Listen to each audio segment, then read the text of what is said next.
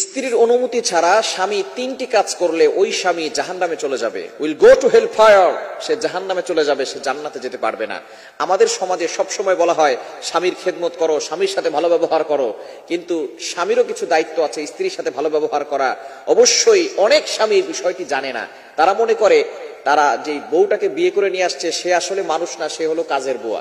খবরদার, এরকম চিন্তা ভাবনা কখনো করবেন না। নবীজি সাল্লাল্লাহু আলাইহি ওয়াসাল্লাম তিনি 11টি বিয়ে করেছিলেন, কখনো কোনো স্ত্রীর উপরে আঘাত করেন নাই, সকলের সাথে ভালো ব্যবহার করেছেন। এজন্য অবশ্যই আমাদেরকে এই বিষয়ে খেয়াল রাখতে হবে যাতে করে আমরাও পরিপূর্ণভাবে প্রত্যেকটা মানুষের হকগুলো আদায় করতে পারি। স্বামী যারা আছেন অবশ্যই বিষয়গুলো সতর্ক থাকবেন। স্ত্রীর 3টি কাজ অনুমতি ছাড়া করবেন না। 1 নাম্বার হচ্ছে স্ত্রীকে বিয়ে করার পরে তার মহরনা পরিশোধ করবেন। মহরনা পরিশোধ না করে তার অনুমতি না নিয়ে তার গায়ে স্পর্শ করবেন না, তাহলে আপনি কবিরা গুনাহের অন্তর্ভুক্ত হয়ে যাবেন। অবশ্যই তার কাছ থেকে অনুমতি নিতে হবে।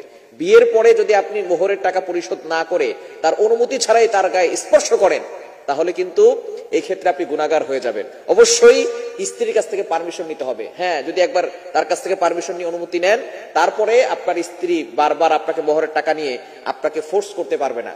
বিশেষ করে বর্তমানে অনেক নারীরা এটা জানে না, যার কারণে অনেক পুরুষরা সহজেই স্ত্রীকে বিয়ে করার পরে মোহরনা না দিয়ে বাকি রেখেই তারপরে স্ত্রীর সাথে কথাবার্তা শুরু করে দেয়। খবরদার, অবশ্যই প্রত্যেকটা নারীর অধিকার হচ্ছে এটা, কিন্তু আমাদের সমাজে এই মোহরের টাকাটা না দিয়ে আরো যৌতুক আদায় করে এরকম যুব সমাজ আমাদের সমাজের ভিতরে আছে না নাই?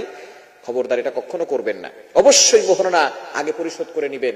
আপনার যতটুকু অ্যাবিলিটি আছে, আপনি যতটুকু পারেন, 30,000 টাকা, 50,000 টাকা, 1 লক্ষ টাকা, 2 লক্ষ টাকা, যতটুকু আপনার অ্যাবিলিটি আছে, আপনার সামর্থ্য আছে, সামর্থ্য অনুযায়ী বিয়ে করবেন, সাথে সাথে সেই মোহরটা দিয়ে দেওয়ার চেষ্টা করবেন।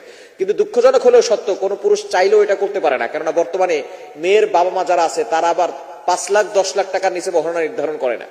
খবরদারি, জুলুম করবেন না। আপনি মহরনা যতটুকু নির্ধারণ করেছেন অবশ্যই সম্পূর্ণ আপনাকে দিতে হবে। কিন্তু আমাদের সমাজের মূল থিমটা হচ্ছে যদি তালাক দেয় তাহলে মহরনা দিতে হবে, যদি তালাক না দেয় তাহলে মহরনা দিতে হবে না। বিষয়টা এমন নয়।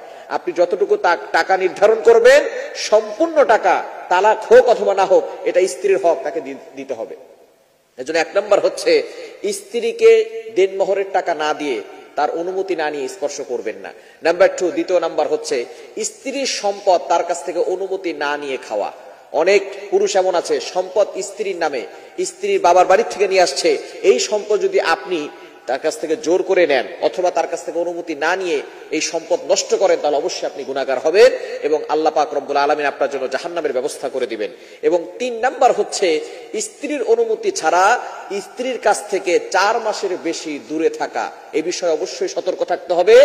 যে বিশেষ করে আমাদের বাংলাদেশে অনেক প্রবাসী ভাইরা যারা বাংলাদেশ থেকে প্রবাসে চলে যান, 3 বছর 4 বছর 5 বছর ধরে বাইরে থাকেন, 10 বছর পরে যারা আসেন, অবশ্যই বিষয়টি খেয়াল করতে হবে। আপনি যে যাচ্ছেন আপনার স্ত্রীর কাছ থেকে অবশ্যই অনুমতি নিয়ে যাবেন। যদি স্ত্রী অনুমতি না দেয় প্রবাসে যাওয়ার, তাহলে আপনি যেতে পারবেন না। যদি আপনার স্ত্রীর অনুমতি দেয় তাহলে যেতে পারবেন, যে আমি 4 বছর